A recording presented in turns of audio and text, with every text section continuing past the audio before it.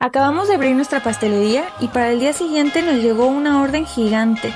Necesitábamos 300 choux de diferentes sabores. Tuvimos que trabajar todo el día y esa misma noche. Patachou, crema chibust y hacer cada uno.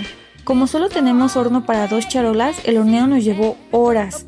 Quedaron súper bonitos y apenas alcanzamos a terminar. Los empacamos y nos dirigimos a la fiesta. La orden fue una donación para los niños del DIF Zapopan. Mi mejor amiga trabaja ahí y nos contó que todavía no tenían pastel para su fiesta. Todo en su posada fue donación.